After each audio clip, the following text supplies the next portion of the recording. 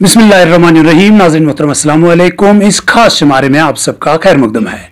जैसा कि आप सब जानते हैं कि गुज़श्ता रोज़ नीट के नताइज मंजर आम पर आए। त्राल से भी तकरीबन 20 से ज़्यादा बच्चों ने इस मैदान में बहुत ज़्यादा बेहतर कामयाबी हासिल की है और त्राल का सर फिर एक बार फख्र से ऊंचा किया है।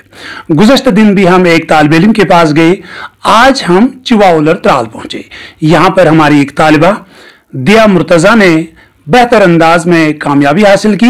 हमने पहले ही दिन इनका जब इनके नाम की जिक्र की और इनके फोटो के साथ एक पोस्ट किया सोशल मीडिया पर, काफ़ी ज़्यादा लोगों ने इनकी इस कामयाबी पर और काबिलियत को बहुत ज़्यादा सराहा है। आपका ज़्यादा वक्त न लेते हुए दिया मुर्तज़ा इस वक्त हमारे साथ यहाँ पर मौजूद है, हमारे साथ है, तो हम सबसे पहले इनको मुबारकबाद देंगे। साथ साथ में हम इनके इस कामयाबी के सफर पर भी बात करेंगे। दिया, आपका बहुत बहुत शुक्रिया, आपने टाइम दिया। अस्सलाम वालेकुम। सबसे पहले हम आपको मुबारकबाद देना चाहेंगे। Thank you so much. तो स्टार्ट यहीं से करेंगे। पहले बताइए, आपने ये कामयाबी हासिल की, कितनी खुशी मिली आपको? जी ऑब्वियसली बहुत ज़्यादा, and it's a big achievement for me because इस एरिया में आज तक किसी ने नीट क्वालिफाई नहीं किया था। So I am the first girl जिसने यहाँ पे नीट क्वालिफाई किया।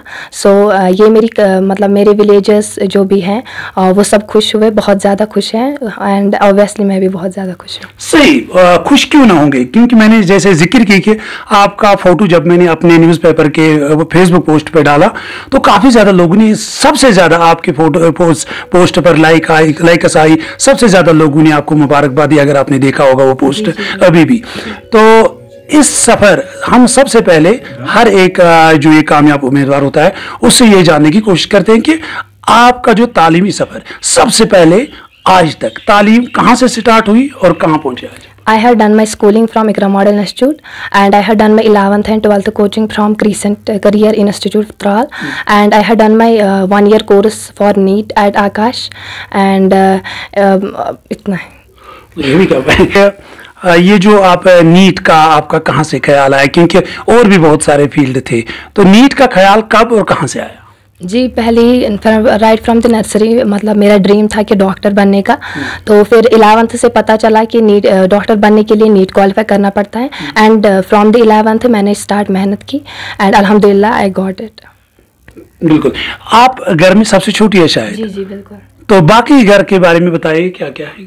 जी मेरी जो पहली सिस्टर है वो जॉब करती हैं, गवर्नमेंट जॉब है उनका, एंड सेकंड जो मेरी सिस्टर हैं वो एमए करती हैं एट कश्मीर यूनिवर्सिटी, एंड मेरी तीसरी जो बहन है वो चंडीगढ़ में है, बीएससी पोस्ट बीएससी वो करती हैं, एंड मैं 4th वन हूँ। चलो बहुत अच्छा, क्योंकि लगता है कि तालीम का माहौल है, कुछ करने का यहाँ पर है, बिल्कुल ऐसे मौका पैदा हुआ है। तो ये जो सफ़र रहा है, कभी इंसान को ऐसा महसूस होता है कि नहीं अब मैं नहीं करूँगा, ये कभी ऐसा मौका आया? जी बिल्कुल, कभी पेशेंस मतलब नहीं रहे, कभी कभार ऐसा हुआ कि शायद मुझसे नहीं हो पाएगा, बट मेरा मानना ये है कि जब तक आप अपने आप पे बिलीव ना करें, और हमेशा मैं फैमिली से सपोर्ट मतलब मोटिवेटेड रही हूँ कि उन्होंने हमेशा मुझे मोटिवेट किया है। सो ऑब्वियसली कोई ना कोई मतलब पीछे होना चाहिए जो मोटिवेटर आपका हो, and obviously it's my brother mister Bilal Ahmad. अच्छा, इन्होंने आपको बहुत ज़्यादा मैं एक चीज़ आपसे नहीं पूछना चाहता था, लेकिन बहुत सारे हमारे बच्चे ऐसे हैं जिनका जो वालिदैन नहीं होते हैं, किसी के दोनों नहीं होते हैं, लेकिन आप लकी है, आपकी फैमिली अच्छी है अल्हम्दुलिल्लाह। तो सुना है कि आपके जो वालिद साहब है उनका इंतकाल हुआ, तब आप कितनी बड़ी थी? मैं 7th में पढ़ती थी। अच्छा जी जी। तो एक वालिद जब दरअसल इंतकाल करता है तो एक बच्चा, चाहे वो लड़की हो या लड़की, इंसान के लिए मुश्किल होता है। तो उस वक्त सबसे आपको किसने ये एनकरेज किया, नहीं आपको पढ़ना ही है, आपको मेहनत करनी है, आपको ये करना है? हमारी मदर ने हमें बहुत सपोर्ट किया हमेशा। उनका मतलब मेरे जो फादर थे उनका भी यही मानना था कि तालीम हर किसी को हासिल करनी चाहिए, एंड उनका ये ड्रीम भी रहा है कि मैं डॉक्टर बनूं। तो इसके लिए मैंने बहुत मेहनत की, एंड ऑब्वियसली हमारी मदर ने हमें बहुत सपोर्ट किया, चारों बहनों को।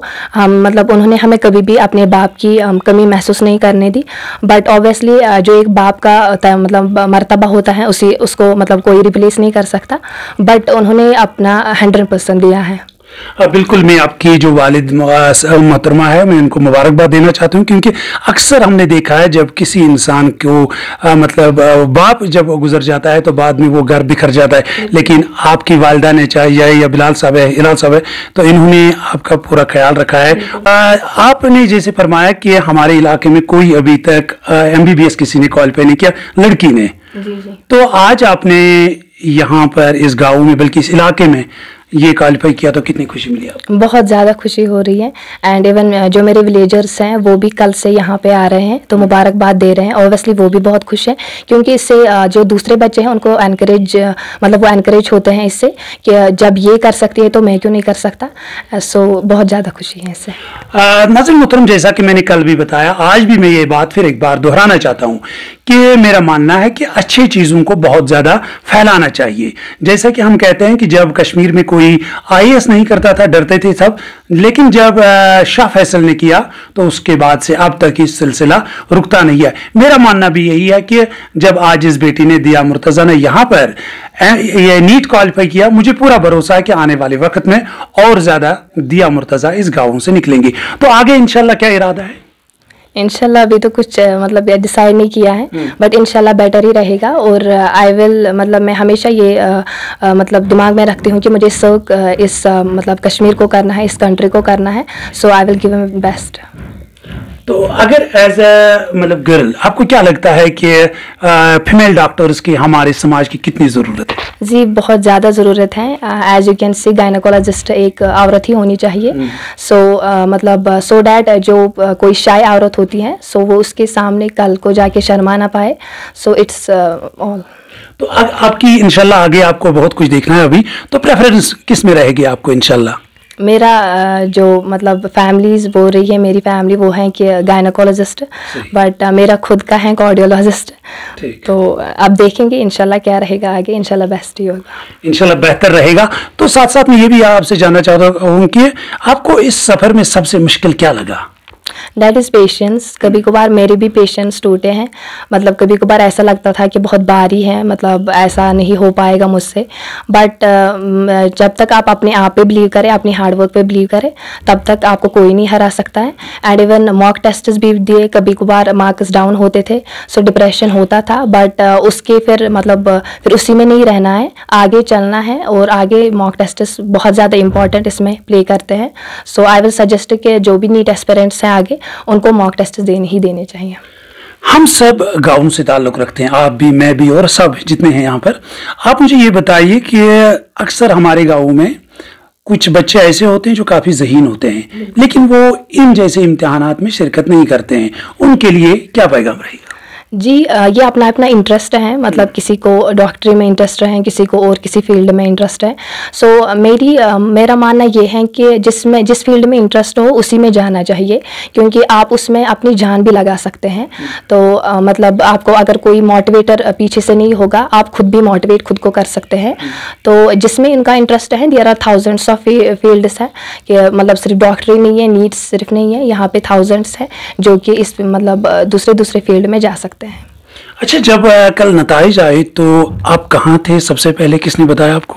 जी मैं बीमार थी एक्चुअली, एंड मैं सो रही थी। सो मेरी फ्रेंड ने मुझे कॉल किया कि रिज़ल्ट आया, but it was unexpected. As आपको पता होगा कि मतलब 14 जून को निकलना था इसको, बट पहले ही निकला। सो मेरे जो बाया थे वो त्राल में ही थे, मेरी जो मामा थी वो कहीं और थी। सो मैंने उनको कॉल किया, मैंने खुद अपना रिज़ल्ट चेक किया, एंड उसके बाद मैंने बोला। तो जब अपने घर में ये बात बोली तो क्या समा था यहाँ पर?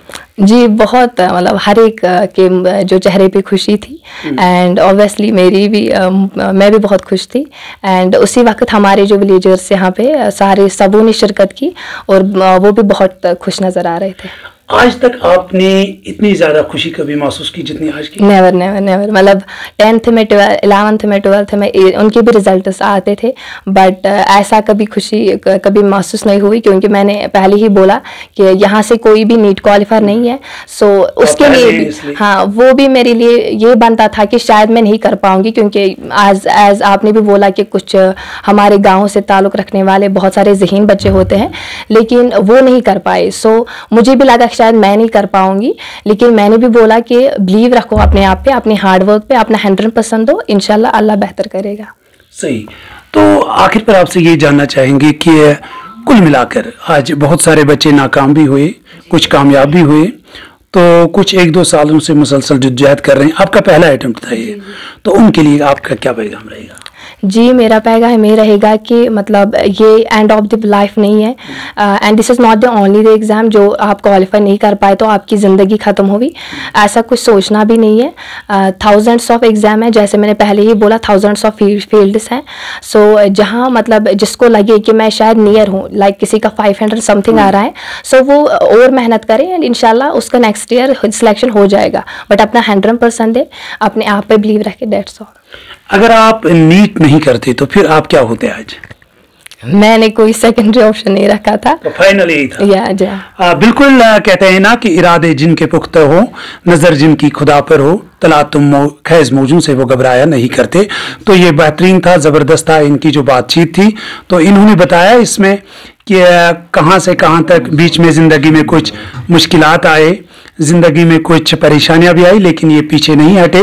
तो हमेशा इंसान को कॉन्फिडेंट रहना चाहिए और अपना गोल, इन्होंने कहा मेरा यही था, फाइनल मुझे नीट को क्रैक करना था और कर लिया। इसीलिए मैं हमेशा कहता हूं कि हमें जुनून होना चाहिए, किसी भी चीज को पाने के लिए जुनून बहुत ज्यादा जरूरी है।